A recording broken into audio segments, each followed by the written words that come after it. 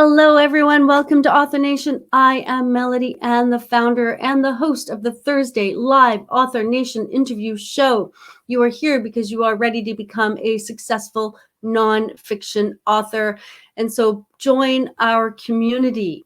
You will have lots of interaction with other authors and lots of resources to go from idea to published book.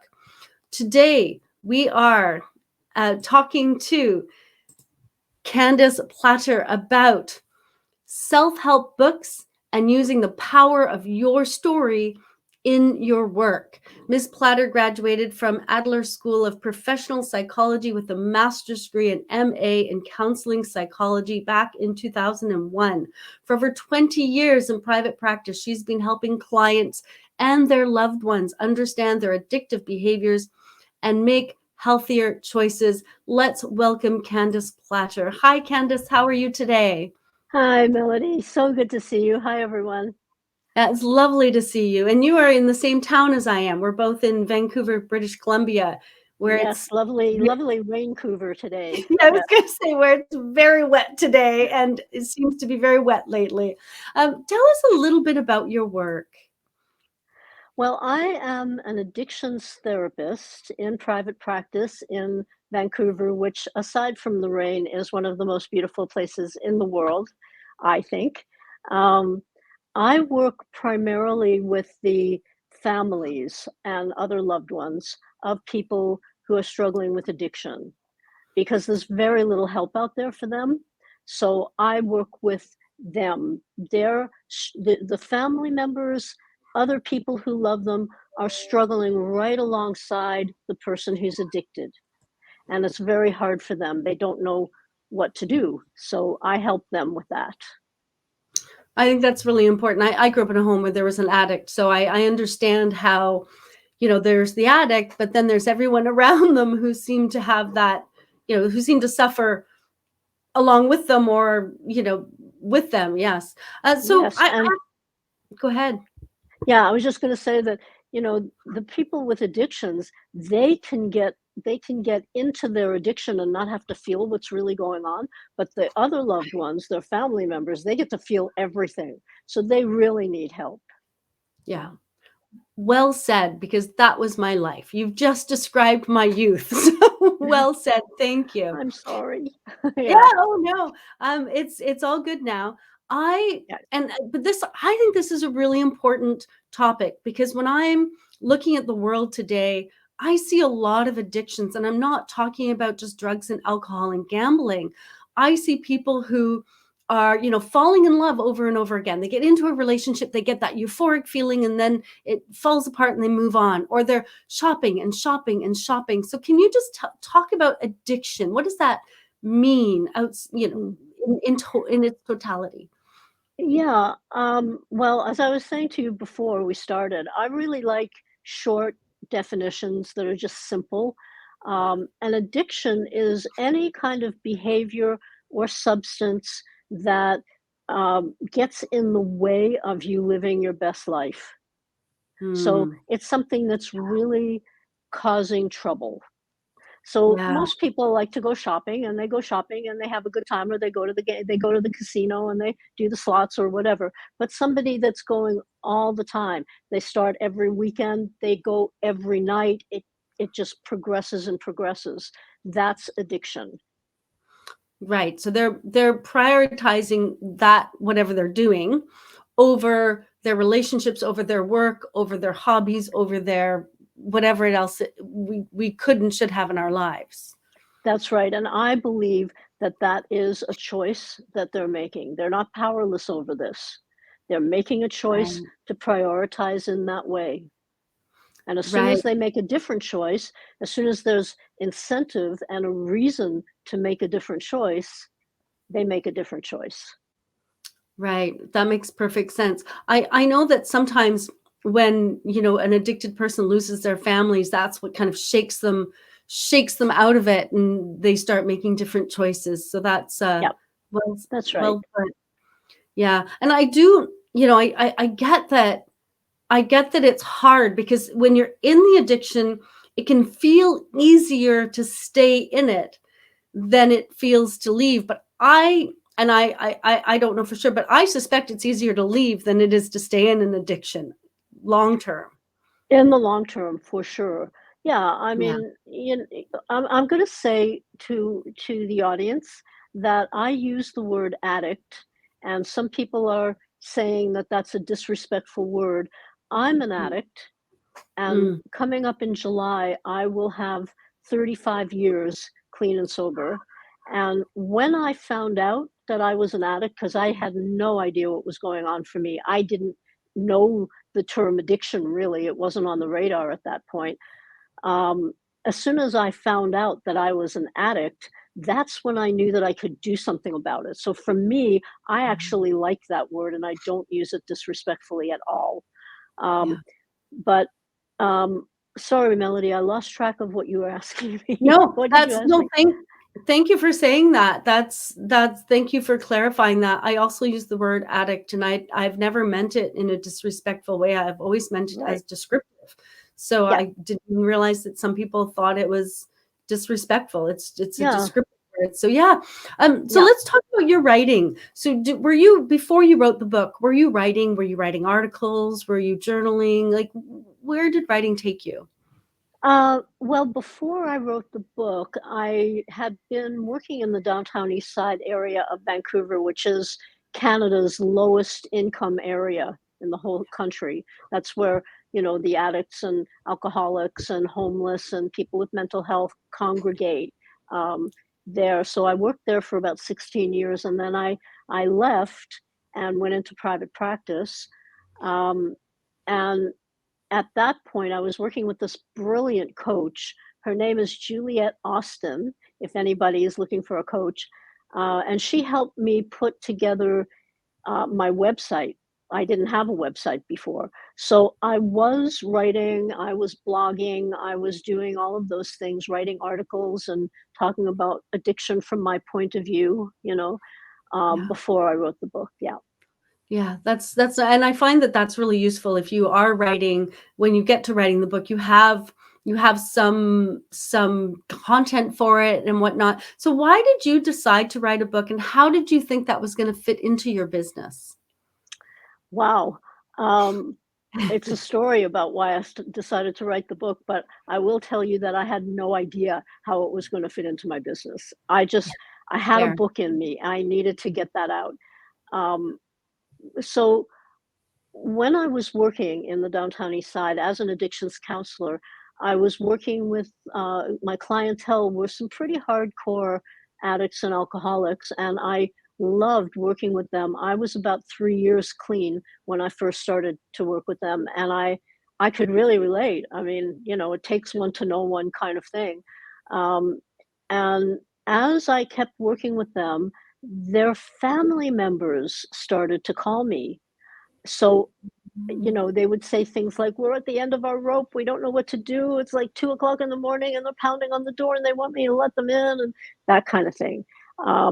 And I really didn't know what to tell them. I didn't have any expertise in that area, didn't know what to say. But this started happening more and more that the families were calling me. So I didn't seek that out. That came to me, kind of dropped in my lap. And as I heard their stories and counseled them, um, I saw patterns. I started to see what they were doing with the addicts that they loved so deeply, some mistakes that they were making. And when we don't know what to do, we make mistakes. This is the way we are as human beings. We make mistakes, we learn from mistakes. Mistakes are really important things. But they were making some mistakes, and I could see how that was keeping the whole situation stuck. You know? So as I started to work with them and work with the addicts, I saw really big changes happening with the addicts. And when I say addicts, I mean alcoholics as well. So they they started wanting some recovery. They started to recognize when their family set some boundaries for them, they started to recognize that, oh, maybe I don't really want to be in this life. Maybe this isn't really working for me anymore. maybe I better do something different. And so they started to change. The whole family dynamic started to change. So Mm. I knew I was onto something, you know. And what I also knew was that I wouldn't be able to work with everybody that I wanted to work with, because I wanted to work with everyone all over the world. This addiction is so rampant that today it's like everybody is either the loved one of an addict or they know somebody who is. That that's how that is today. So that's when the idea of writing a book came into my thoughts, and so I thought about it and thought maybe I could do it. I wasn't sure if I could, Yeah. but that was the beginning of the book. Yeah. I love that. Thank you for saying that you weren't sure if you could do it, but you were going to try. Uh, I think that every author, almost every author enters authorship with that carrying that load, that yeah. those fears, and so thank you for saying that. I Yeah. just, that's so relatable for people, right? I want to dive into the book, but uh, the book's been around a long time. I love the idea. This is such a wonderful evergreen book. So when was it first published? Just so everyone knows. It was first published at I think it was the very end of 2009 or very beginning of 2010. So it's been about a dozen years. We've revised it several years ago, added some new stuff. Yeah. Yeah. Yes, yeah, absolutely. And that's a really great point. This is an evergreen book. This is something that's been serving you for a long time. It's something that you Mm, could do a second edition of as you go, as you learn and you master what you do even more, right? And so I yeah. just, for people out there, you can write a book. It can last a long time. It can continue to serve you and your clients. So Yeah. let's talk about the book, it's Loving an Addict, Loving Yourself. Do you want me to hold it up and I'd show the? love to see a copy. Yes. Okay. Brilliant. So Thank you. It's a beautiful book. It has a butterfly on it. I'm going to ask you about that later because I see a okay, it's butterfly in got the background. two butterflies on it. Too, but there's a story. I Yeah. know there's a story, and it's an There is a award-winning book. I story. can see Yep.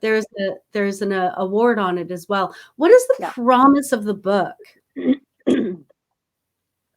I would say that the promise of the book is that when loved ones of somebody in active addiction um, learns how to stop enabling and Mm, learns how to start actually helping.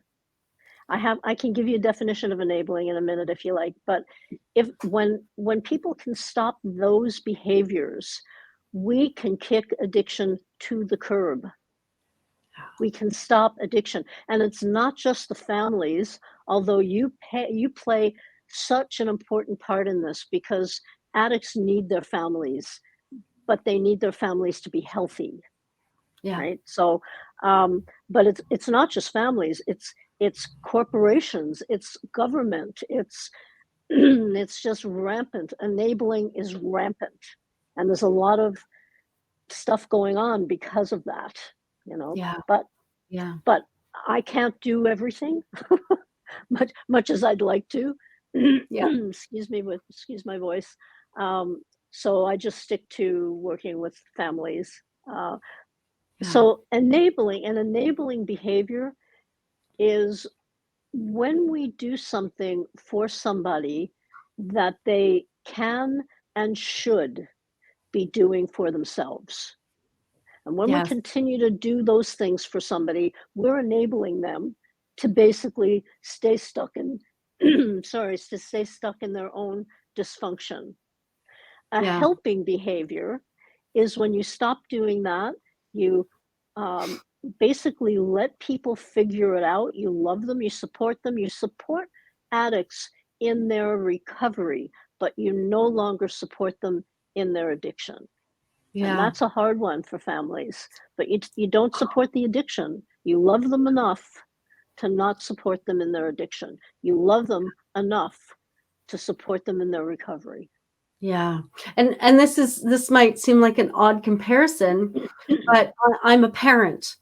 And Yep. as my children are growing up and they become more capable, it can be really challenging for me. And they're adults now, but I just remember how challenging it was to let go of doing something for them, because I was so accustomed to doing that task for my child. And I Yep. had to remember that I needed to back off and stop doing it. And when I didn't, I noticed that often their behavior went off to the side because I was enabling them. And Yep. just, and I'm not calling children addicts in any way, shape, or form. I'm just saying that Right. parenting is one of those things we do.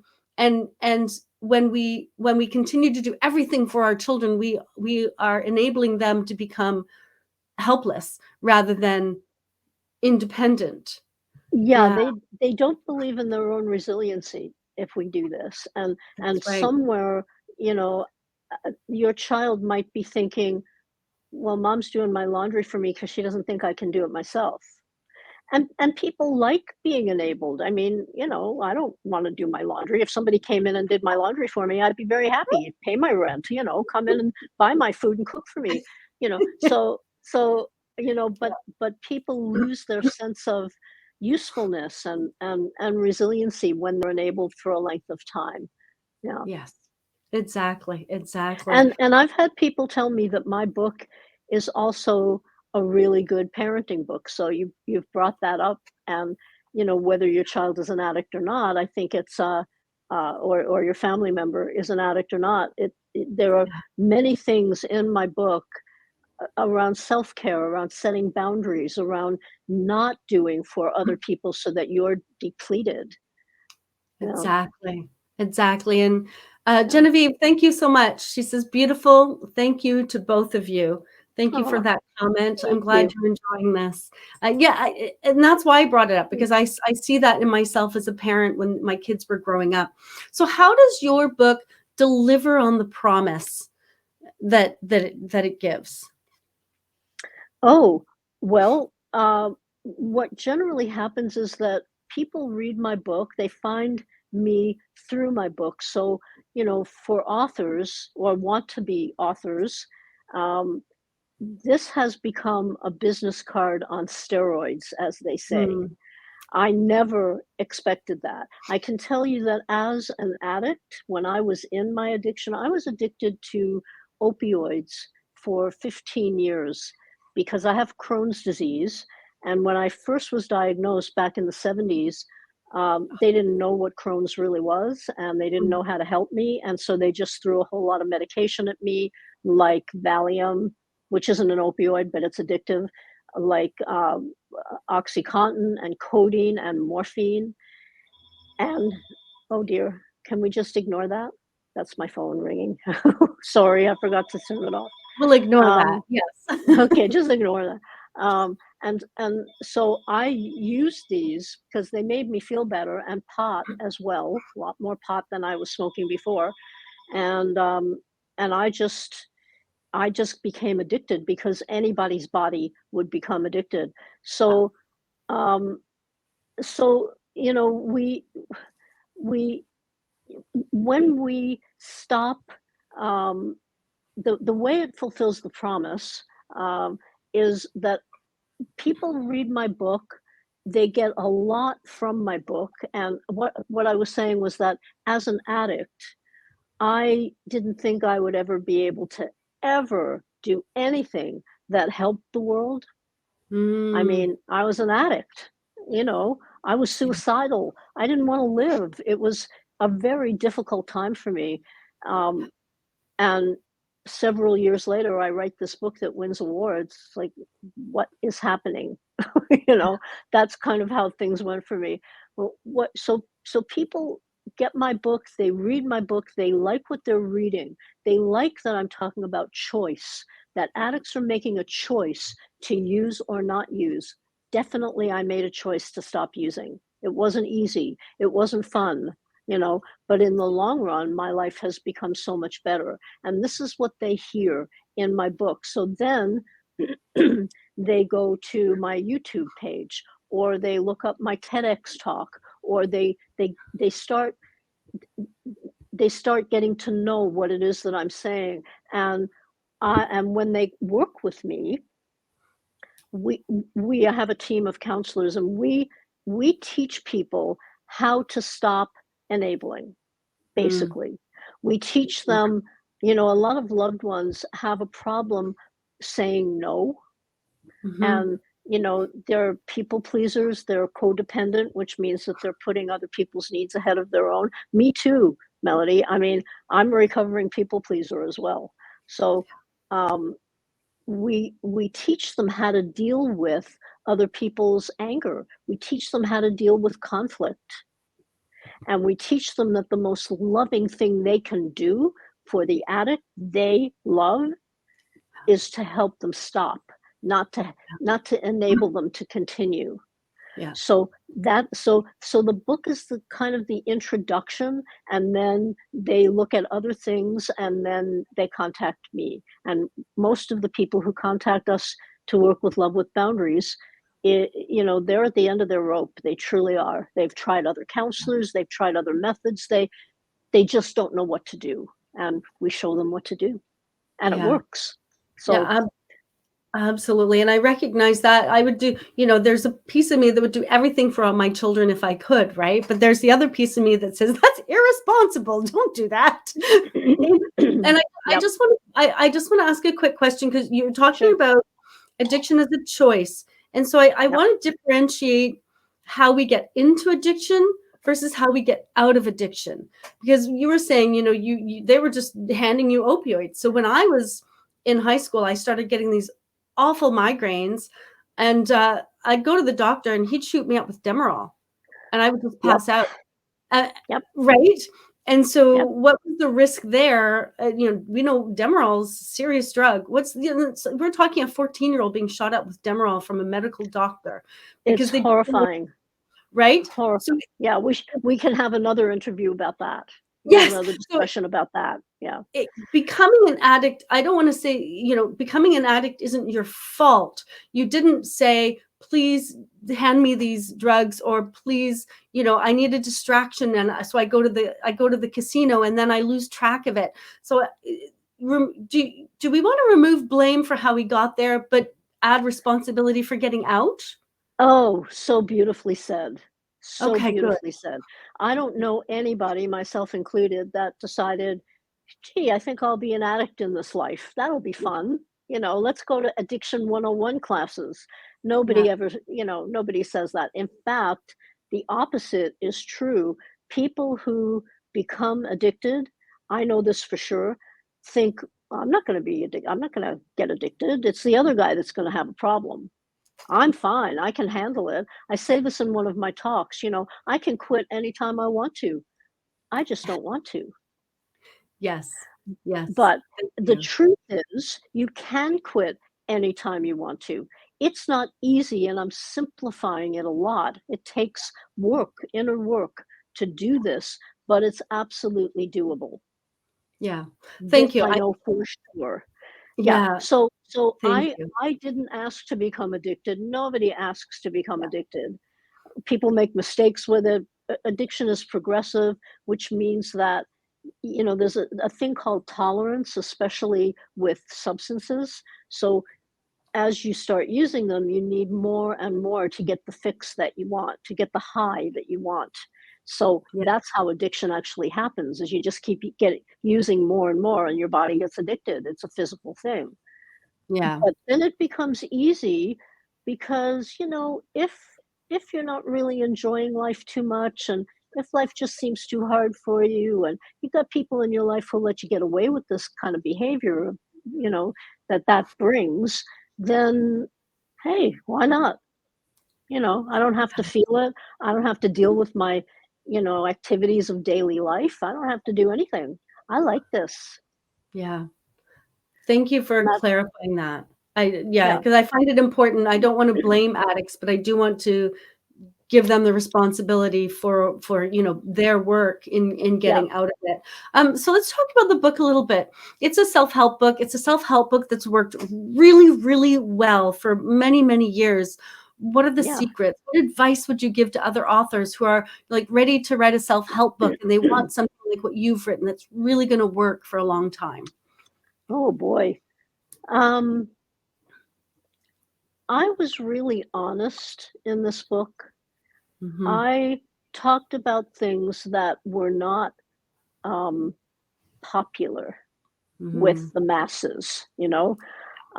When I cleaned up in 1987, 12-step programs were the only game in town. Right. That's all there was. And they saved my life. There's no question about that. There came a time when I needed to stop going because there's a philosophy in 12-step programs. 12-step programs are AA, you know, Alcoholics Anonymous, Narcotics Anonymous, Gamblers Anonymous, based on the same 12 steps. And the 12 steps tell you that you're powerless over your addiction. The 12 steps, basically, the philosophy of it tell you that relapse is a normal and natural part of recovery, and you're probably going to relapse. Don't worry about it. I don't believe that. I never relapsed. I don't think we have to relapse. I think that's a choice as well. And I talked about boundaries, and I talked about people like to call it tough love. Yes. And tough love has gotten a really bad reputation because tough love is love, and sometimes it's the most loving thing you can ever do for anybody. So, you know, if I say tough love to you and you think, oh, well, I'm not going to read that book, I think you might want to try it anyway. Right. Up to you, but you might want to try it anyway. So I was really honest about what I had seen in my career as an addictions counselor. I was also really honest about my own journey. And in the second edition, I wrote about my journey. There's a chapter, a specific chapter about what happened to me and how it started and how I got out of it. And you know, I have this appendix at the end about how to find a good counselor, how to find a counselor that's good for you.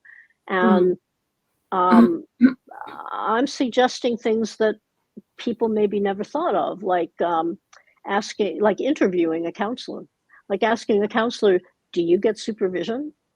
Mm-hmm. You know, what is your definition of addiction? How do you see this? How would you work with us if we came to you?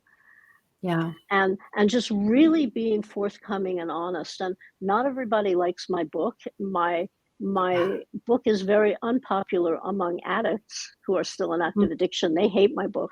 Don't give it to your addict to read because they won't like it, because I'm talking about boundaries and consequences, and that's a thankless job, you know. But for the most part, it's been very successful. And I think because I've been authentic in the book, and I'm not trying to come across as the expert of the world. I'm just saying, this is what I've done. This is what I've tried. This has worked with clients. This has worked with addicts. And I know addiction from so many different angles. I'm an addict. I'm an addict in recovery. I grew up with addiction. You know, I'm a professional who's worked for 30 years in this field. So I think that's, I'm not sure if I could say any more about what made it work. I think that's probably what made it work. Yeah. What no, you that's see is great. what you get. What you see is what you get with me. Yeah. Yeah. I like how the book's structured. So can you talk a little bit about the structure and how you structured it? Because I think that's also part of the key. It's the way your book is structured is quite useful. Yes, it's interesting because I didn't sit down to say, gee, I'm going to structure it this way.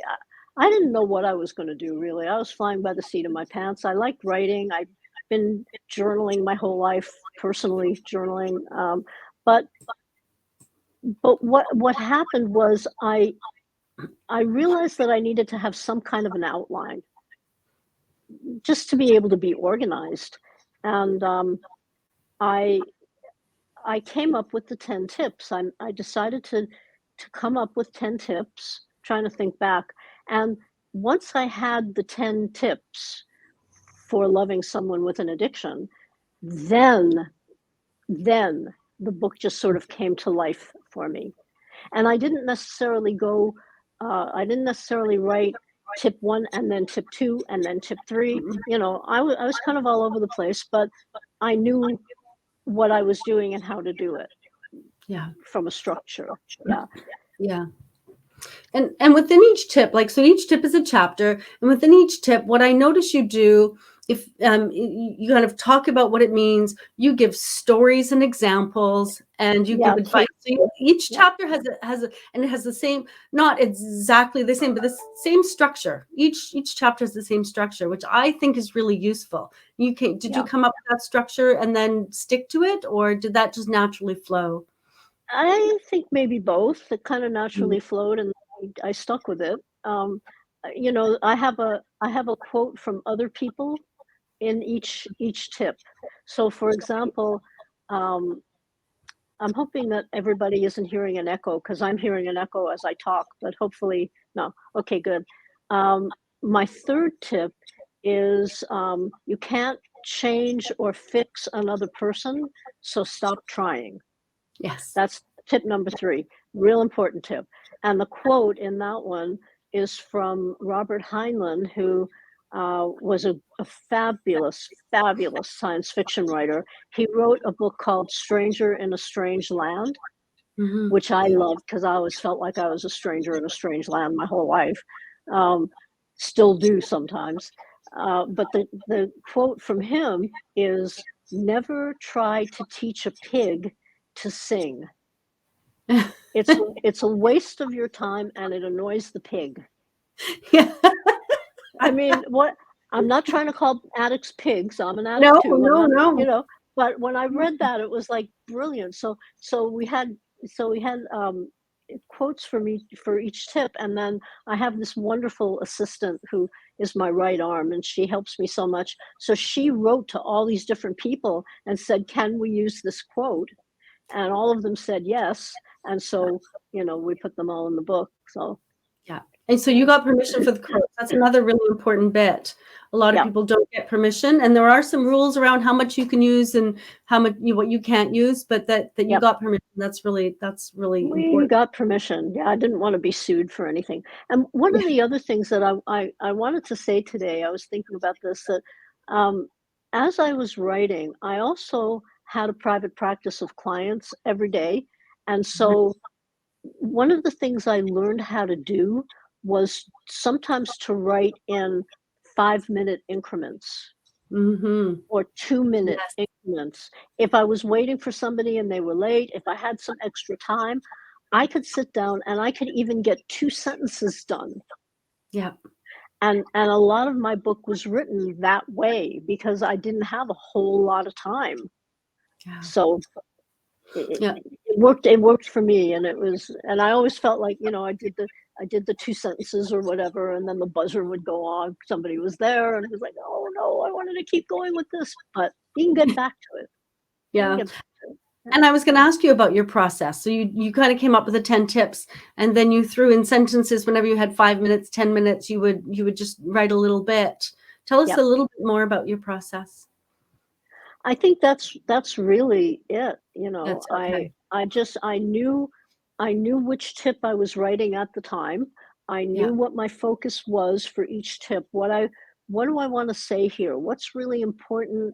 Yeah. Um, what will help people to know and understand, and Mhm. especially in a self-help book, because in a self-help book, you're informing, you're educating, you're soothing, you're uplifting.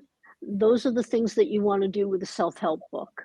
Thank you. Um, and and so I was kind of aware that I wanted people to go away with a different take on addiction, um, that we're not powerless over this, that they're not powerless over what they're doing with their addicts.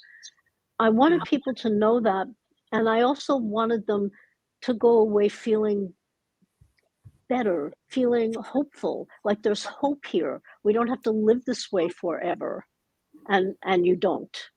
Yeah. Yeah. That's really important in a self-help book, that you offer the inspiration, you offer the hope, you offer the motivation, because if that's not there, then the book, people won't continue to turn the pages, and they Right. won't refer the book out, and they won't use the information. So thank you for that. That's really important. I was also Yeah. going to say, when you're in your office and you write those 2 sentences or those 3 sentences, it's really interesting that you're saying, but I wanted to write more. What I often tell authors is, don't don't finish at the end of something. Finish in the middle of something.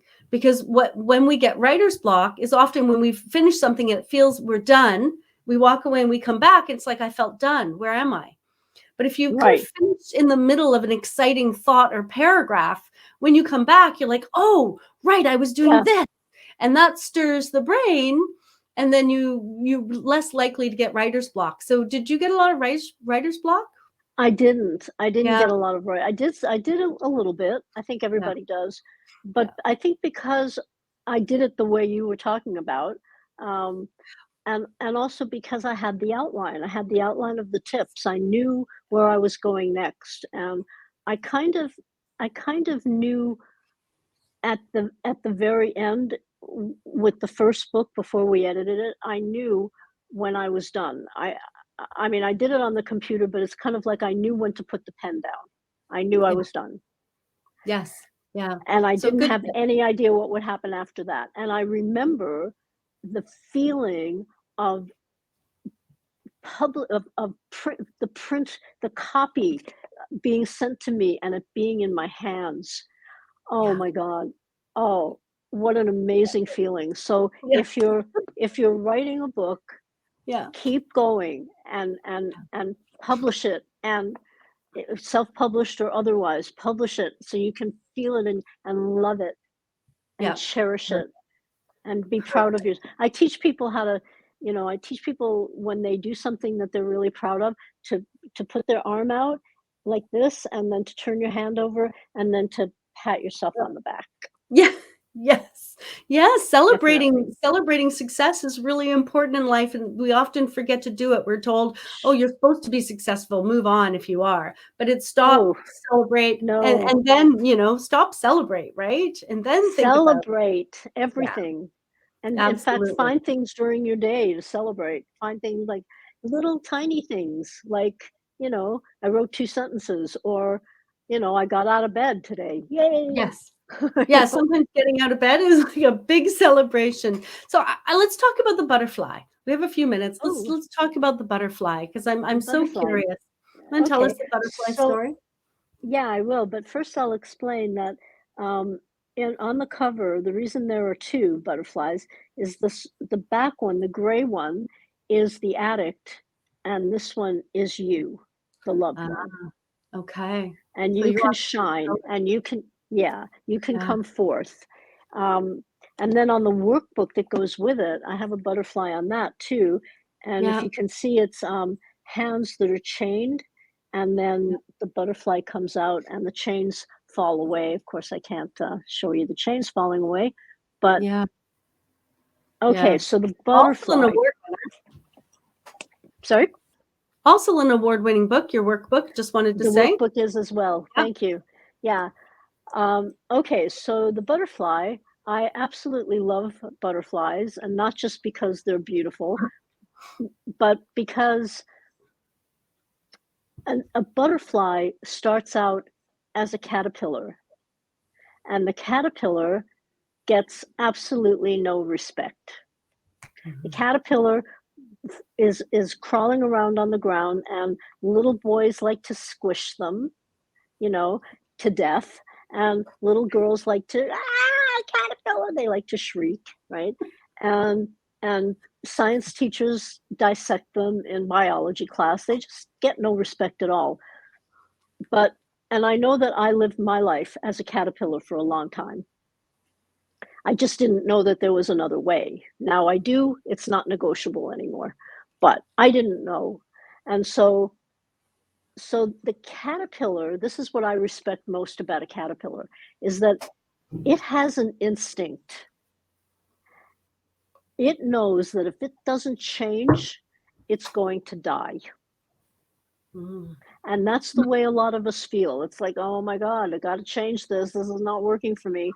So the caterpillar, shimmies up the trunk of a tree and goes onto a little limb and then turns itself upside down and creates this chrysalis of what I like to call bug juice, ew, and sits in its own bug juice for as long as it takes to change almost all of its DNA. The only thing that's left in a butterfly of a caterpillar is the spine. That's where the caterpillar was, right? It's changing everything else and growing these wings. And then as soon as it's ready, not a second before, not a second later, it emerges into this amazing, fragile, strong creature, vulnerable but strong. Nobody ever says, ew, a butterfly, like they do with caterpillars, but it's the same animal. It's the same thing, right? It's just changed. It's metamorphosized or whatever that word is. And it's beautiful. I love it because today, at nearly 35 years clean and sober, I am a butterfly. Beautiful. And I started out as a caterpillar. And we all have butterfly potential in us.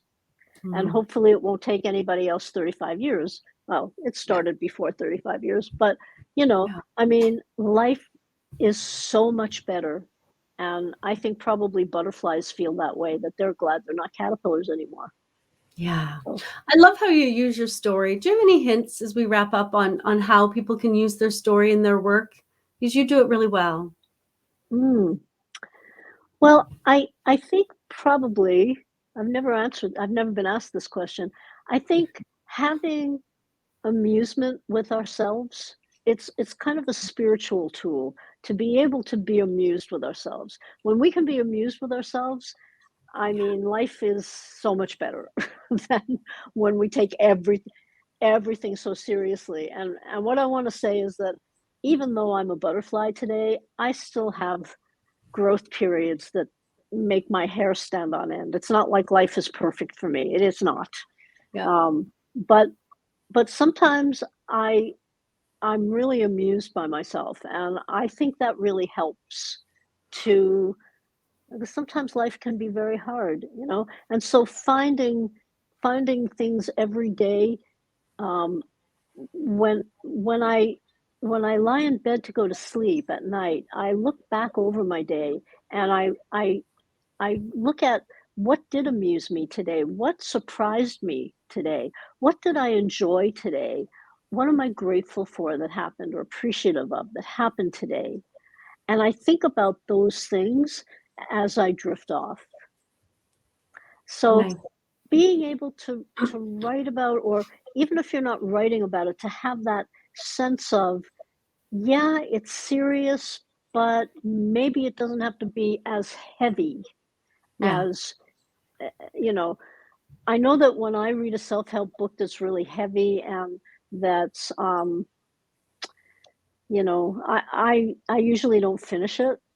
And I wanted to make sure with my book that anybody in the world who spoke English, it's now been translated into 2 other languages, which is really cool, but anybody who spoke English, even if it was English as a second language, that anybody could read my book, right?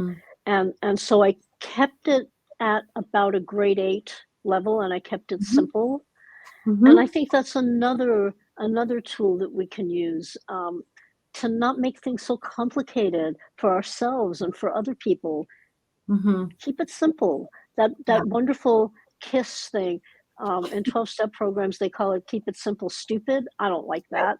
I Yeah. like either keep it simple, sweetie, or keep it super simple.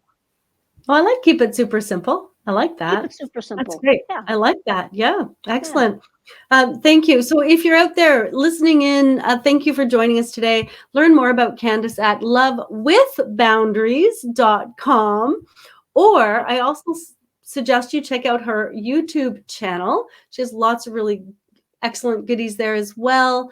Both of those links are in the description. Candace, what are you working on right now? Have you just finished another book? Do you have another book in you? Well, I have 3 books now. I have a journal. I'll just show you. I have a journal as well. Beautiful. It's Self-respect it's a Sunday for weekly your soul. journal for people who love addicts or anybody else, and it has like really beautiful photos, and then a place for you Oh, to, um, Right. Gorgeous. See, this is backwards for me. That's why this is so awkward. But Fine. the writing pages have butterflies on them, Yeah, of they course. do. Gorgeous. And I do have another book in me, which I will start when I'm retired because I'm too busy now. But it's in me for sure because I grew up with a very narcissistic mother, classically narcissistic. She Yeah. fits all the criteria of the DSM, classic. Yeah. Not a picnic, and it explains a lot about why I got Crohn's and addiction and all the things that happened to me. There comes a time when we have to stop blaming our parents, and I have, but there are reasons for why my life took the track it took. Um, so narcissism, coming from a family being raised with narcissists, uh, being codependent, looking for love in all the wrong places. A codependent and a narcissist find each other Yes. because a narcissist needs to be adored. They need to be absolutely adored, and a codependent needs to adore someone. Yeah. So they Yeah. come together, but it's really kind of more like this. Yeah. It's an unhealthy. Yeah, it's not a gentle holding hands. It's not Yeah. and it's not really love. It just Yeah. kind of feels like maybe it should be. But Yeah, so I absolutely. have that book in me about what narcissism can do. Love it. Yeah, how More of a that can memoir. manifest. More of a memoir when you're ready. Brilliant. Yeah, an Yeah. educating memoir. Yeah, Yeah. yeah. Brilliant. Thank you so much. Where can people reach you? They can reach me at lovewithboundaries.com. Mhm. That's all one Perfect. word, lovewithboundaries.com. Or they can reach me at Candace at lovewithboundaries.com. Perfect. And I've also put your Facebook and your YouTube and your website all in the description. So Thank get in touch you. with Candace. We have way too much addiction going on in this world. So thank you very much for joining me today to talk about addiction and to give us such good advice on self-help books. I really appreciated talking today. Thank you, Candace. Thank you, Melody. It's been a pleasure. We'll see everyone else next Thursday.